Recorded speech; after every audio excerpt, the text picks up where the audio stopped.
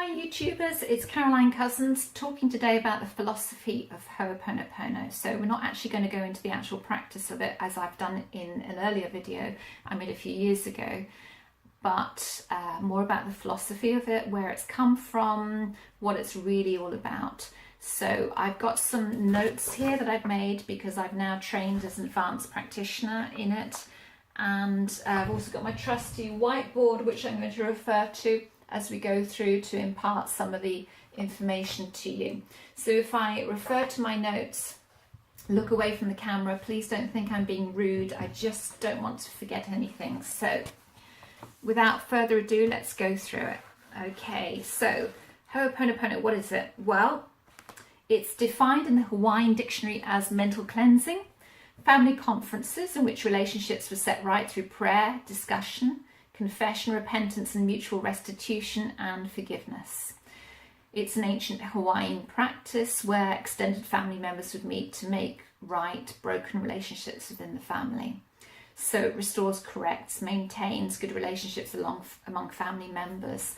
And historically, they would begin with the prayer as the family got together, the statement of the problem, then the discussion, confession, repentance, and then forgiveness. So it would be, if there was a relationship that was not right within the family unit, they would all sit around together and go through it in a structured way in order to bring about and heal those family relations, which is a wonderful thing. We could do with a lot more of that in this world now. So if we actually split the word up, it actually literally means or is a verb to bring about goodness, uprightness, morality, excellence, well-being, and to put in order, shape, correct, revise, that kind of thing.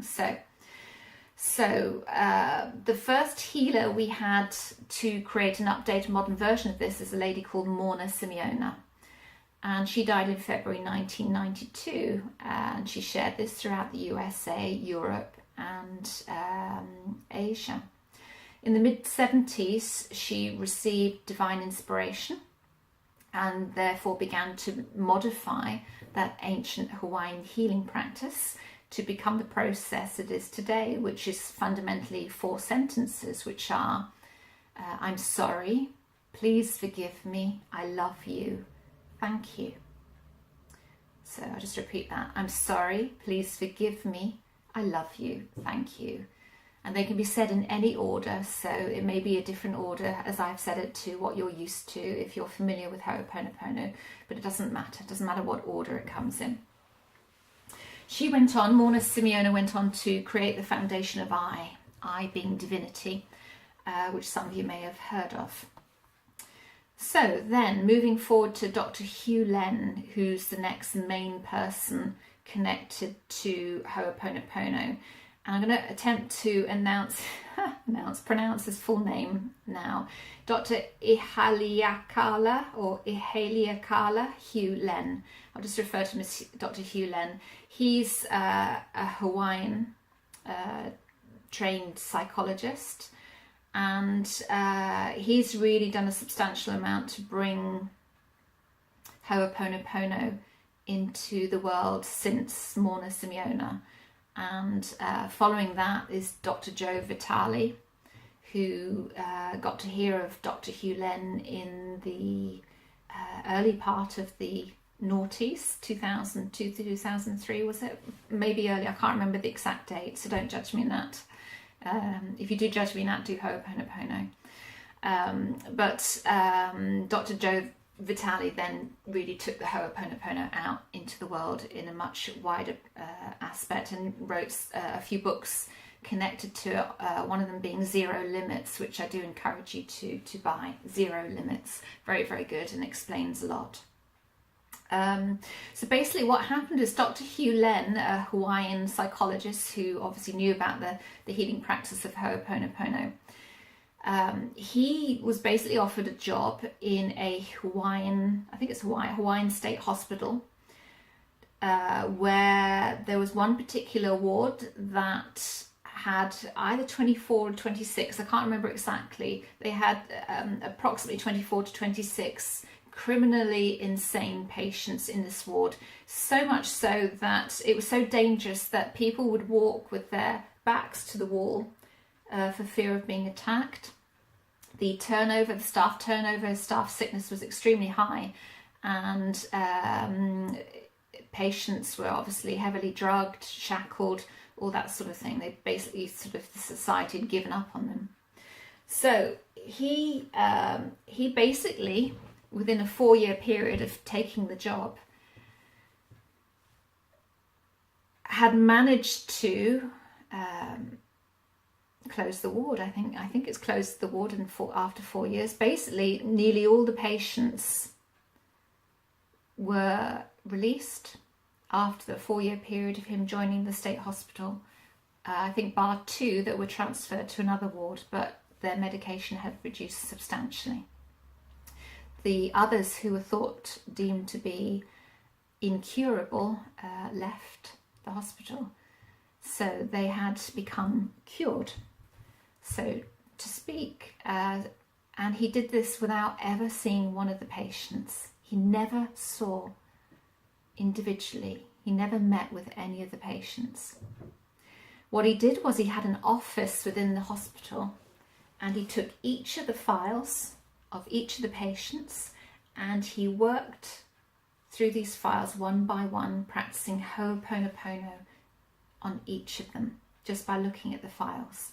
Now, I don't know the ins and outs of all of it all. I just know that he operated the practice of hooponopono on each of the patients through looking at their files, never meeting any of them. So that's where he worked. But what he did was he worked on himself. He worked on himself. So although he had the files of the patients, he worked on himself. He hooponoponoed using the 4 sentences, hooponopono, and other hooponopono tools. There are a few others. So after only a few months, shackled patients were allowed to walk freely. Others had started reducing and coming off their medications, and those who previously had no chance of being released were freed. Also, in addition, absenteeism and turnover disappeared, and gradually all the patients got released and the ward was closed. So, and his response to this was that he said he simply healed the part of himself that created them. He simply healed the part of himself that created them. Okay. So, Dr. Hewlen's words are that we are 100% responsible for everything in our lives.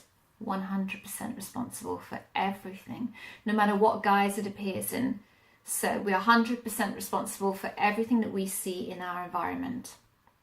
And simply because it is in our life means it is our responsibility. Doesn't matter that we didn't consciously create this stuff, okay?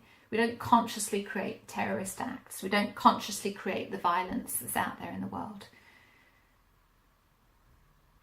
But we are 100% responsible for what comes into our awareness and into our environment. That is our responsibility as individuals. So if you like, the entire world is our own personal creation, a bit like the Matrix film, if you've ever seen that.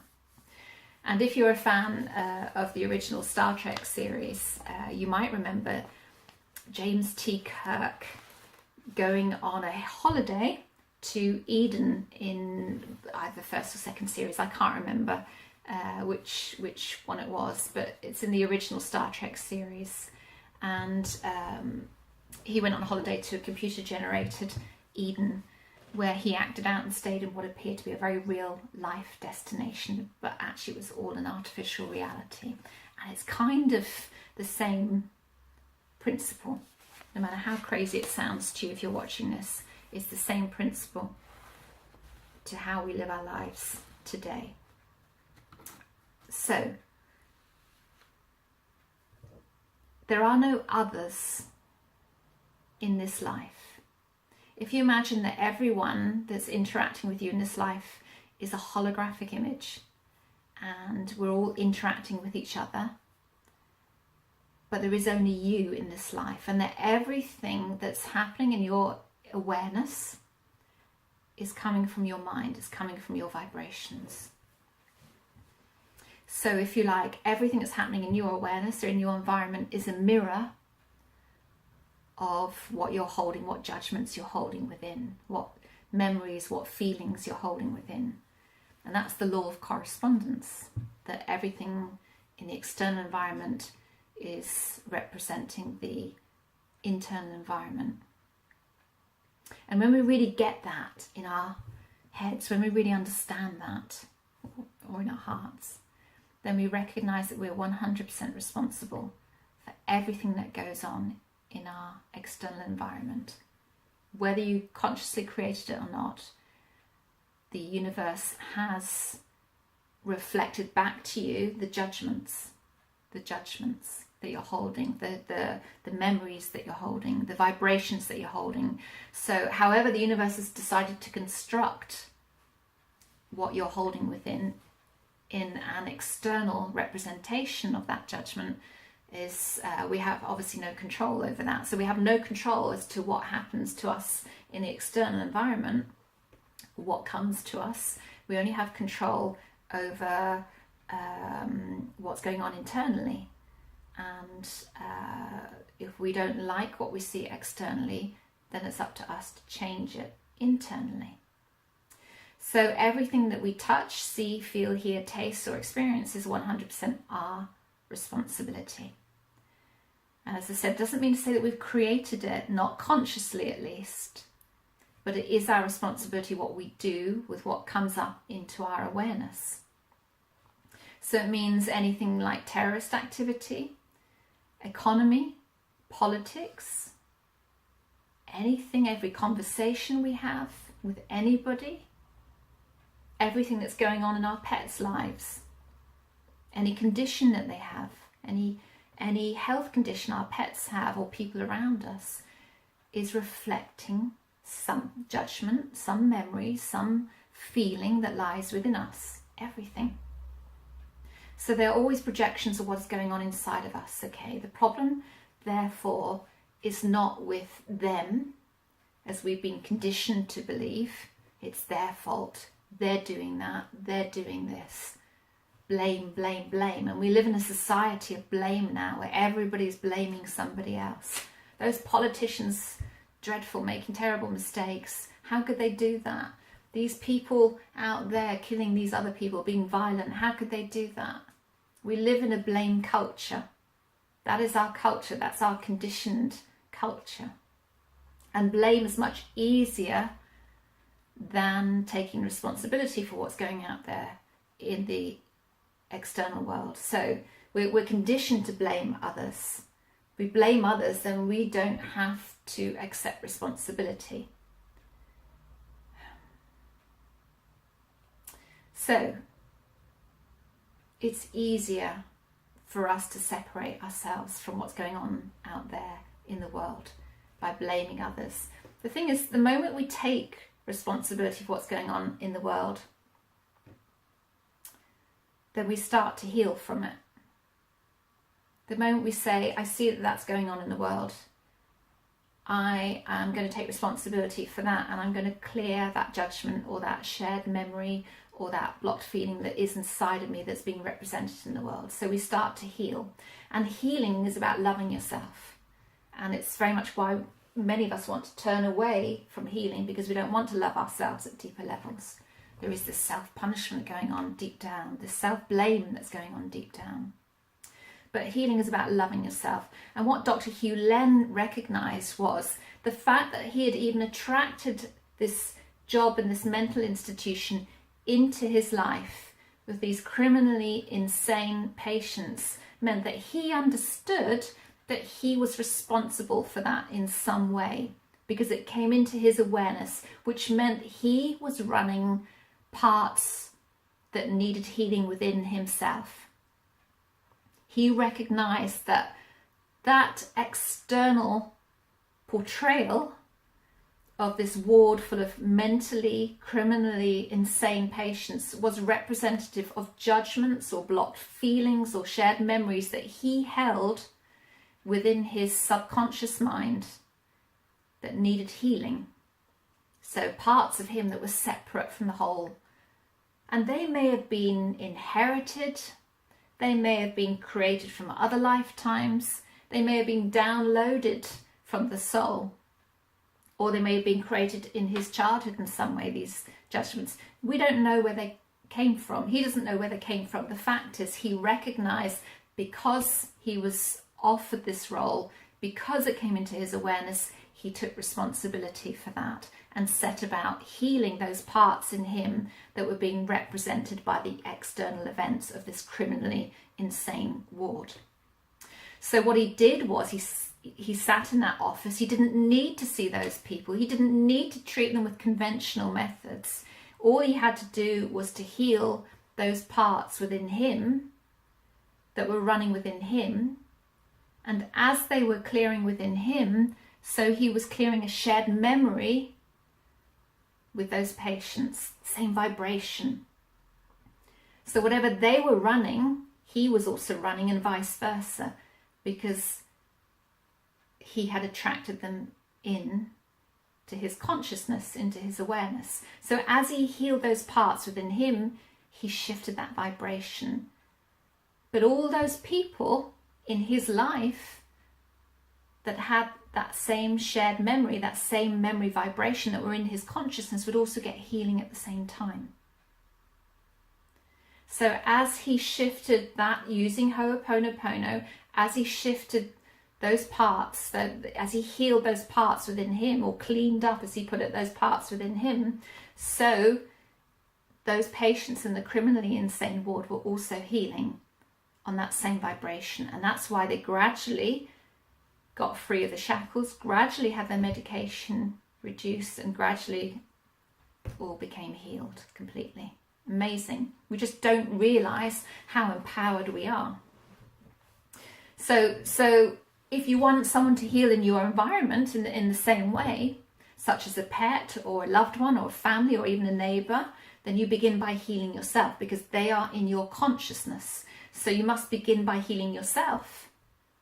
Treat them like they don't exist. And I don't mean that in a practical sense, treat them like they don't exist. I mean, spiritually, there are no others. We are all one, and everybody, as I said at the beginning, is all sort of interacting with each other. So if you like, treat them as though they are a reflection of you. What is that person showing me by being sick? What is my pet showing me by being ill? What is my neighbour showing me by telling me that they've just had an operation? It means there's some part of you that needs healing with health, in some judgment, something somewhere there. As you heal from these things, as you release these judgments, these shared memories, these blocked feelings, so the external environment will reflect that. It will change. And it's often why you feel suddenly there's a whole bunch of people in your environment, and I get this with my clients, that suddenly, all of a sudden, everything changes for the better. And I a lot of the time, if I'm releasing, and I do a lot of Ho'oponopono, if I'm releasing a lot of these judgments about myself, I can guarantee that every single person in my environment, my clients included, get that same healing on the same vibration at the same time. So it's very, very tangible, this healing. So I've used it over many, many years and had many, many examples where one person's behaved a certain way at a certain moment in time, and I've gone away and done Ho'oponopono because I've recognized there's something in me that's running, some judgment there. And when I've seen that person again, sometimes just only days later, they've completely changed to how they were. So it's very tangible, it's very real, it's very effective. I've seen it so many times in clients and in myself. I've seen the changes, I felt the changes. The thing is, we're abundant people. Our true nature is abundance. So our true nature is filled with joy. Our true nature is filled with creativity, filled with intelligence, filled with love. That's what abundance is all about. Prosperity, health, etc. But we block it. It's like the sun shining brightly with abundance. That's our true nature. But what happens is all these clouds are in the way. All these blocks, all these judgments, all these shared memories, these blocked feelings are all in the way, like clouds blocking out the sunshine. Our true nature is this amazing, abundant being. And as we move those clouds away through cleaning up those judgments, you wouldn't believe the abundance that comes in, which is actually, it's always been there, but we've been pushing it away, we've been resisting it in some way. And using this hooponopono really serves to release those clouds and push those clouds away and let our true essence shine. Now, another important thing to recognize within this philosophy, and this is something that some of you will get and other people will think, what? Everything is alive, okay? Everything is alive. You treat everything as alive. Chairs, tables, rooms, everything.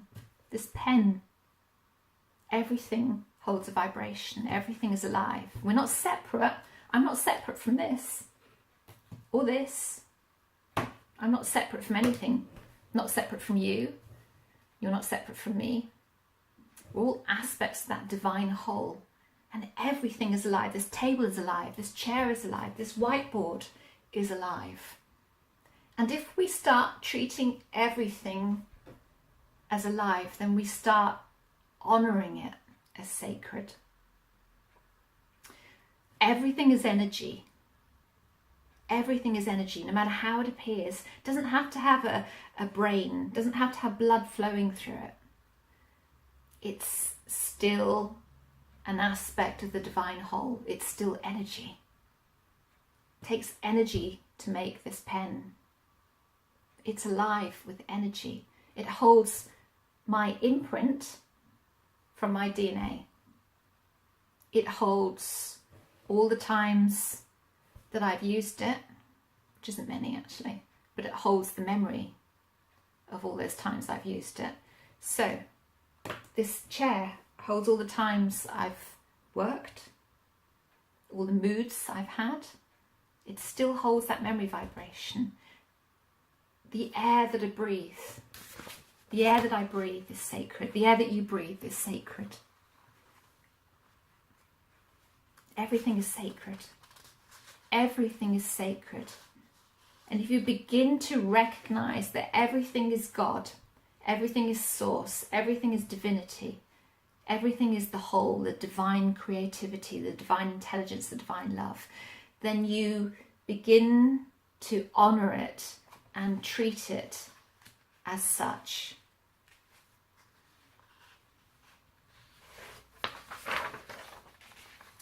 How you treat yourself is how you treat the room that you're in right now. How you treat yourself is how you treat the chair that you're sitting in right now. Everything, no matter what, is an external representation of your internal world. So, honor your surroundings, honor who built your home, honor the surroundings of where you are. Honor your PC or your mobile phone.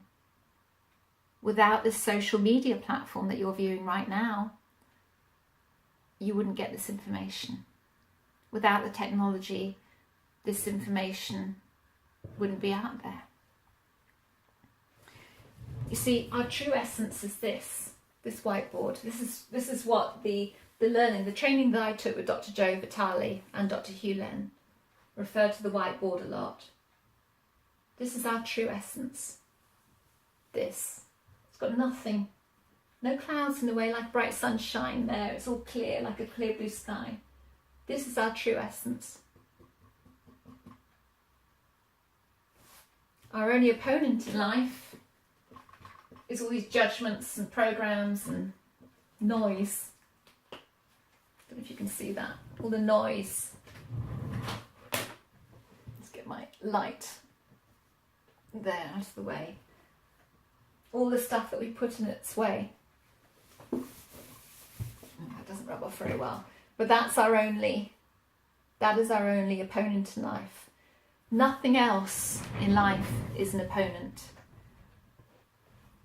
Our only opponent in life is the judgment and the memories and the programming and the feelings that we're holding. those are our only opponents in life, nothing else. Doesn't matter how it appears. It doesn't matter who's threatening you or what's going on in the world, or the fact that the financial institutions might crash, or that we're coming out of Brexit, we're coming out of European Union, or that somebody or other's president of the United States, or that something else is going on somewhere else in the world. Those are not our opponents in life. What's going on in here is those judgments, memories, and so on. Our true essence is divinity. Okay, so everything else is just BS. It's just BS. And we're all stuck with it. Every single one of us is stuck with it until we shift it. And this process, they refer to it as cleaning it. So all the focus is on you. There are no others, okay? All the focus is on you. You are clearing the perception of the other. You are clearing the perception of the other. So whenever we have an interaction with someone else, and maybe there's something they've said we don't like, or some way that they're behaving, it's our perception. It's our perception. Each one of us is this beautiful, white, clear board. But the only thing that gets in the way are the behaviours between people. Not the spirit, just the behaviours, the programs, the judgments. This is why when you have things like Bruce Lipton talked about the honeymoon effect, that when people first meet each other and they fall in love, they're operating predominantly from the conscious part of the mind, which means they're in that present moment in time. So about 95% of their behaviour then is conscious, it's present in that present moment. And there's only a small bit of the subconscious that's in operation. And then after a few weeks and months, that honeymoon period begins to wear off, because we start to revert back to the subconscious mind again. And the subconscious mind is where all the judgments exist, all the feelings exist, all the behaviours, the habits, and so on. So the subconscious mind then takes back control. And that's when you start coming across problems in relationships, and the honeymoon period goes out the window, because the subconscious mind is back in town running the show, because it's running the show about 95% of the time then. So it's all our behaviours get in the way, and we stop being present. We start, although we can only ever live from the present moment, we're allowing past programs to affect us. We can't actually live from the past, we can only live in the present, but we allow the past programs to affect us. So when anyone comes into your consciousness, particularly with an issue, then you both have a shared memory. So if you've got a judgment about somebody, then you've got a shared memory with them, which means the same memory vibration. Okay. So you've attracted them in for some reason. Again, it's the outside world mirroring you. You can never actually heal anybody else, despite what we get taught in the therapeutic world or the alternative health world. We can never actually heal anybody else. We can only ever heal ourselves. And as we heal ourselves, that shared memory. I'm not talking about drugs and stuff here, because you can't actually heal anybody in that respect. You can only maintain pain control and maybe slow down certain processes with drugs. But you can only actually ever heal yourself. So if somebody comes to me for a healing or a session, I can't actually heal them. I can only heal myself. And because we have a shared memory vibration, which is why they've come into my consciousness in the first place, as I heal myself, they heal at the same time. It's the same for all therapies, the same for all mentoring, coaching, the same for all healers out there. You can only ever heal yourself. You can't actually heal another. But as you heal, you may go through the process of focusing on the other. And as you go through that process of focusing on the other, so you're healing that part in yourself that they have come in with, which is that shared memory, and therefore they heal by the very process. And it's why you get taught in these healing professions that, oh yes, you, as you're healing somebody else, you also get healed in the process. Actually, it's the other way around. as they come to you, you are only ever healing yourself, and they get healed in the process with that shared memory. It's the other way around from what we get taught. And it's not us that heals us, just to clarify that as well. It's not us that's healing, it's divinity. Divinity heals us. So the whole hooponopono philosophy is actually a petition to source, divinity, to heal. It's a petition. You're basically asking, commanding, whatever you want to say, to heal. We don't heal ourselves. We petition divinity to heal us. And anyone then in your consciousness with that shared vibration gets the same healing. So when we're at 0 point, which is the whiteboard without any noise, without any programs or anything else on it, then we have no intentions, because intention comes from limitation, because it means that you're coming from a place where you're not recognizing you already have it, so you have to set the intention. So intention is limitation. Okay, so when we're at 0 point, we have no intentions, we have no desires, we have no wishes, and we are totally free. And any questions you have as we're going through this as well also will come from the ego, will also come from judgments. Okay, just one to think on as well. And you can't serve two masters. You either serve the ego or you serve divinity itself. I'm just going to... So just continuing, sorry, the battery ran out, so I just had to splice part 1 and part 2 together. So when we're at 0 point, we have no intentions, no desires, no wishes. We are completely free. That's us at 0 point, completely blank, completely blank. Just this 0 point, white screen. So we cannot serve two masters. We can't serve the ego and serve divinity. It's one or the other. And when we're coming from all the programs and memories and everything else, then we're coming from judgment all the time. So we're always coming from separation. So just going over once again how it operates. So we've got I is divinity itself, where we all belong. This is us here. And then we have the superconscious, which is just labelled really. And this is where divine inspiration comes in. There's infinity.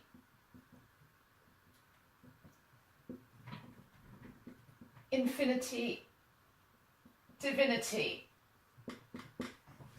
And then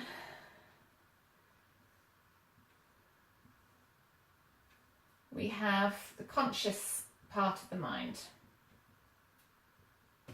which is our adult self. And then, can you see that's probably the light in my camera there causing a reflection. And then we have down here the subconscious part of the mind, which is the child mind. Here. And when somebody else comes in,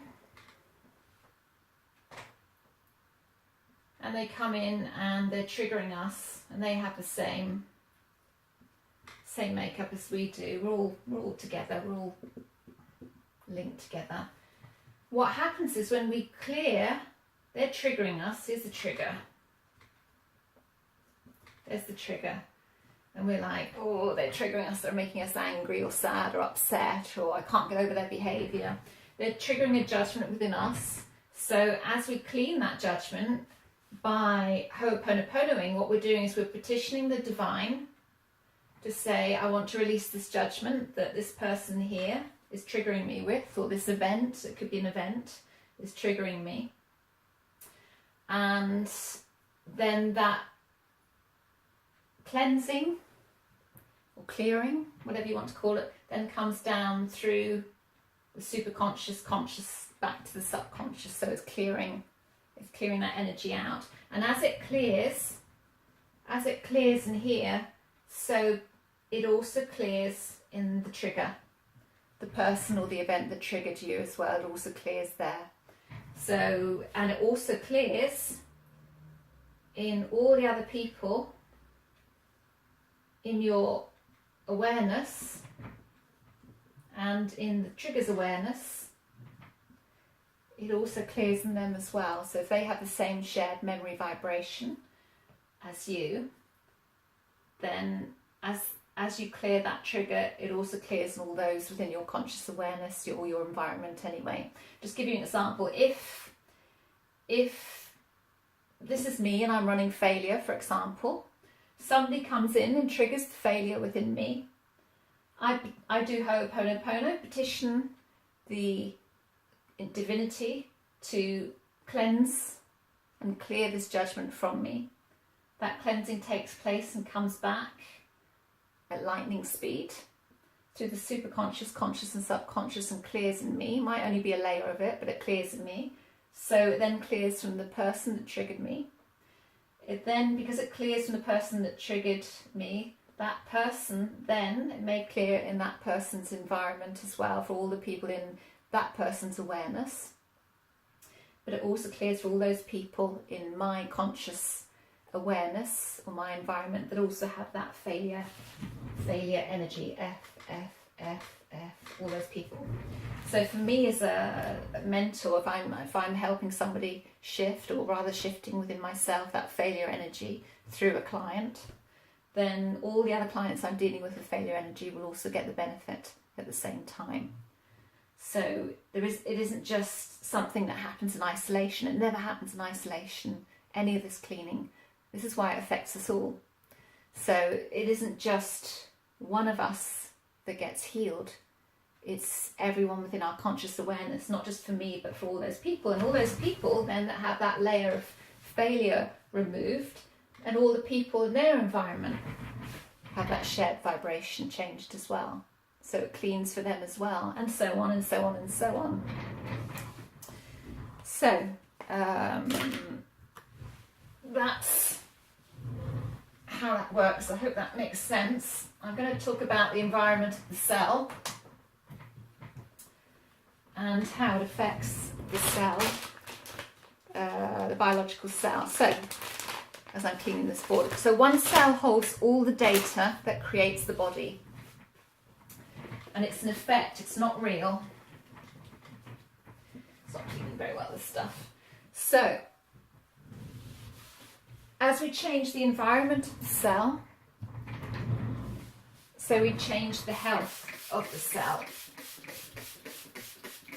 Alright, excuse me spraying this stuff on, it's horrible stuff to clean this. So as we change the environment of the cell, we change the health of the cell. The cell itself is perfect as it is. And conventional medicine says, actually, it's the cell that's damaged. Oh, this stuff is hard to get off. This is the cell that's damaged. It's not the cell that's damaged, it's the environment, it's the cause and effect. So it's the information feeding into the cell. This is epigenetics. If the information feeding into the cell is out of harmony, then it's going to affect the environment of the cell. Like a plant, if you've not got the right environment for a plant, then the plant's not going to thrive. If you have the right environment, the right conditions for a plant, the plant will thrive. If it's got sunshine, water, food, quality soil, the plant will thrive. It's the same for the environment within each of our cells, and we're just walking colonies of cells within us. So it's not very clean there. So here's the cell. Here's the environment. This is the subconscious mind here, and the subconscious mind's data in here. There's the data. X marks the spot. There's the data that is affecting the perfection of that cell. That cell is perfect, but the data is affecting it. Here's the conscious mind, so all that's the subconscious affecting this nucleus of the cell. Then you've got the conscious part, the data from the subconscious, then you've got the superconscious, and then you've got divinity out here, there. So if you want to change the health of the cell, you have to remove the data and take it back to its original perfection. which is 0 point. It's the blank screen again. So it's memory that affects the environment of the cell. It's memory. And memory is, it's not me, it's them. It's not me, I'm separate from the whole. That's what memory is. So memory is data. It's one or the other. It's data or it's divinity. It's memory or it's infinity. You know, it's data. It's one or the other, ego or infinity. So if you think the problem is the cell, you'll never change it. And this is why so many conventional medical therapies don't work. And they argue that epigenetics is a pseudoscience, and it's not. And it's being proved increasingly that it isn't. So you've got to work on the environment of the cell, not the cell itself. But unfortunately, conventional medicine hasn't caught up with that just yet. So when conflict arises or you get triggered, you are afforded an opportunity to shift that trigger, to clean it. So, and as you're cleaning it, as I showed you in the previous diagram, as you clean it, you are also cleaning the environment of the cell, of that judgment or that feeling. And there's a caution here because we're conditioned to believe that, you know, negative thinking's bad, but positive thinking and good feelings and everything, that's good. But it isn't, because you're still operating from a duality. If you get attached to good and bad, black and white, right or wrong, it's still a judgment. It's still a judgment. We need to get above. You know, all these judgments are here, and you know, this is the subconscious with all the judgments is. We need to be operating from where I did the diagram earlier, the superconscious here, and then we have the conscious and subconscious. This is where all the judgments are here, but we need to be operating from here at the superconscious level. This is where the divine inspiration is, and that takes us above all the programming and the data. So when something good happens, you accept it, enjoy it, love it in the moment, and then kiss it goodbye. Let it go. Don't get attached to it. Don't get attached to praise. Don't get attached to anything like praise, flattery, anything good that happens where you judge it as being good, or you judge a feeling as being good, because you're then operating from a duality. And the thing is, when we get attached to that, even the good part of things, even good judgments, when we get attached to those, we're actually sending the message that actually we don't recognize we are all that is, because we're only operating from one part of that thought process again. We're still coming from judgment. So we have to get away from judgment completely there.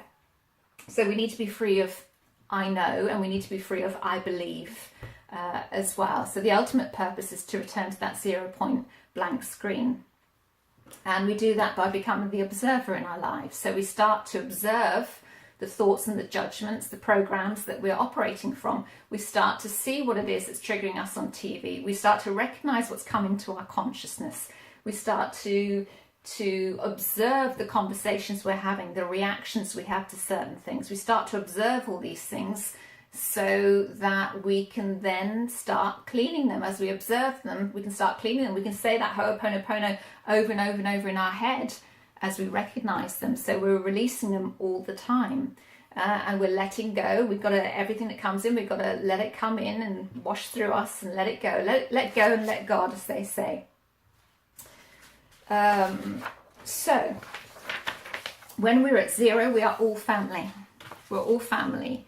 So we, as I said before, we've got to get above the judgments and thoughts and feelings, because data is imperfection. It's judgment. Everything else is perfect.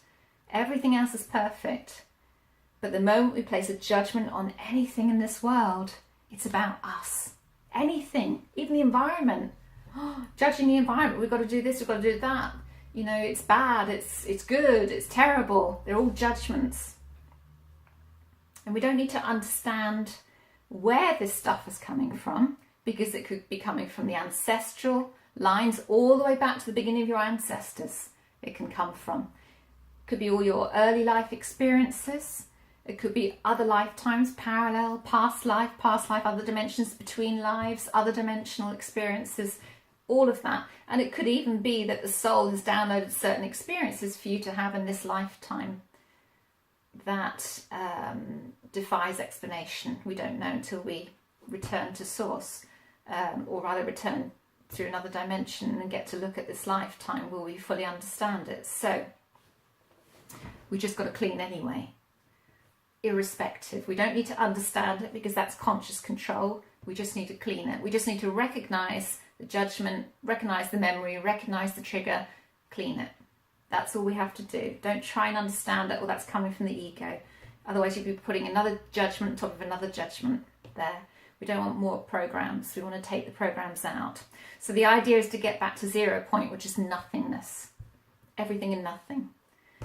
Everything else is just noise. It's just data. And that's what we are trying to get away from, because it's all inside us and our external world is always reflecting what's inside us. So the only relationship we ever actually have in this lifetime is with the divine. That's the only true relationship, is with the divine. All else is just reflection and illusion. So when you are truly yourself, there are no attachments to anything, no good, no bad, no right, no wrong. Just is. The mind is absolutely still. There's no barriers. Everywhere and nowhere. So the idea is always to empty the mind. Empty the mind. And there is no out there. There is only the external reflection of our internal reality. And that's why you can have 10 people that have exactly the same event happening, and they'll have 10 different versions of it, because it's based on lived experience through their perceptions. So, and that comes from the internal judgments. So, just to recap, so when you're healing that part of you within yourself, then you're also healing that shared memory with somebody else, with all the others in your conscious awareness at the same time. So that can also apply to books that you've written, yep, articles, social media posts, clients, friends, family. So as you're changing the vibration, so if you've written a book at some time in your life which holds the memory, remember there are no others. There are no others. There's only you in your life. As you shift and do all that cleaning on yourself, you're changing the vibrations of that book as well. And people that are picking up your book and buying it are getting the benefit of that as well, because they've attracted your book into their consciousness. So that book can bring all kinds of healing for them as well. The more that you do the work on yourself, the more you clean up your vibration, the more you take yourself back to 0 point, a blank whiteboard, 0 point,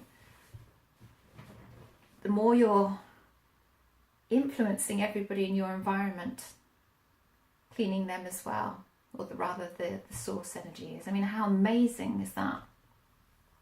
And I notice it a lot in my work, because I get clients that come in constantly with the same issues.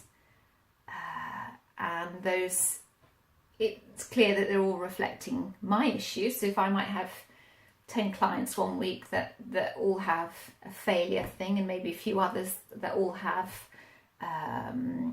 something, or not feeling that they're enough in some way, just as an example. And I'll know that every single one of them is reflecting, they're all mirroring what I'm already running at some level. So as I work with them to shift this stuff, I'm really shifting it in myself, again, as I explained earlier, and it's shifting in them at the same time, and then it's shifting within everybody, within their consciousness as well. That also has the same memory vibration. So just to go through finally the practice of Ho'oponopono. The 4 sentences, I'm sorry, please forgive me, I love you, thank you, can be said in any order. The way it's broken down is the 4 sentences are a petition to the divine to heal the judgment that lies within. So even though Joe Blogs or John Doe, whoever you want to call it, has come into your consciousness and triggered something within you, you're not actually saying to them, I'm sorry, please forgive me. You're saying it to the divine. You're saying, I'm sorry, I have forgotten that I'm a divine being having a human experience. I'm sorry I've been asleep. I'm sorry I forgot who I was. Please forgive me. Not that the divine is judgmental, because there's no judgment from the divine, but it's repentance. It's an act of repentance. Please forgive me. Forgive me for forgetting. Really, you're forgiving yourself by saying that. I love you. Well, we're all love. Everything is love. I love you. It's really saying, I love the divinity that is within me. And thank you for the opportunity, universe, to clean this judgment, to release this judgment back to the divine. Thank you for the opportunity for bringing it in. So I'm sorry, please forgive me. I love you, thank you. It's as simple as that. And you say it over and over again until you find peace with that trigger. Or until the emotion can come right up from the depths. And you just keep saying it through any emotion until you feel that sense of peace, emptiness. Sometimes it takes a few times to clear a layer fully and completely. Sometimes you have to go away and come back to it again and allow yourself. But you keep on saying it over and over again. You can say it even when you're driving. I'm sorry, please forgive me, I love you, thank you. I'm sorry, please forgive me, I love you, thank you. I find it's easier if you're focusing on the trigger and you allow whatever it is to come up and almost wash through you as you're petitioning the divine. You're going through those sentences. I'm sorry, please forgive me, I love you, thank you. I'm sorry, please forgive me, I love you, thank you. Obviously, don't close your eyes if you're driving. But you can be sitting at home and you can think of what the trigger is. It might even be you're watching the TV and you're seeing something on the TV and you're shocked by it, or whatever it is. And you just say to yourself over and over again in your mind or out loud, I'm sorry, please forgive me, I love you, thank you. I'm sorry, please forgive me, I love you, thank you. I do find that if you really feel into it, I'm so sorry. I'm sorry I've been asleep. I'm sorry I've been asleep. Please forgive me. I love you. Thank you. I find if you put more into it, you put more emphasis into it, it just seems to clear quicker by doing that. But you can just say it over and over and over again. That's fine. So the thing about Ho'oponopono is that it complements any other healing practice as well. So it doesn't interfere with anything at all. The aim is always to get back to 0 point. And the only thing to clean is what you're feeling. What you're feeling inside. We want to get above those feelings, above those judgments, above that data, above that programming, so that we are filled with that divine inspiration here. That's what we want to get above all those other things. So whenever there's any kind of judgment is when you use Ho'oponopono. I think that's about it. Again, if anyone comes into you, if you've got pets around you, maybe dogs, cats, whatever, that have a condition, then you say Ho'oponopono based on what's, again, being triggered in your environment. If there's something wrong with your car, the same principle. Remember, everything is alive. Treat everything as if it's alive. It is alive. Treat everything as if it's alive. Treat everything with honour, because everything is sacred. Everything is sacred. So you can Ho'oponopono everything from the chair to the room. If you're running workshops in a room and you've got furniture in the room, then before you even run that workshop in the room, maybe a week or so in advance, Ho'oponopono that room. Ho'oponopono the furniture that's in there. And as crazy as that sounds, that's what Dr. Hugh Len does. To great effect. So remember, treat everything as if it's alive or is alive. Treat everything with honour and it's sacred. The other thing is you never say it to another person. You have to take responsibility that whatever comes into your environment is yours. No matter how badly someone else has behaved, it's your judgment because it's mirroring. So you never say it directly at another person. You just do it on your own, because the problem is always within you. And there is no urgency to do it. There's no set amount of time, because divinity has no time and no urgency. So you say it when you say it. When you notice a judgment, say it.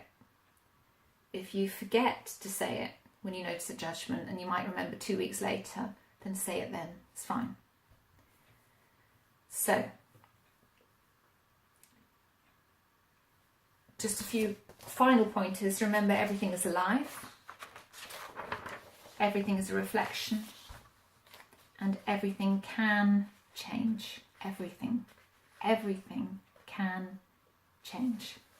So if you have any questions about what I've gone through, then leave them on the comments below, or email me via my website, and I'll do my best to answer them.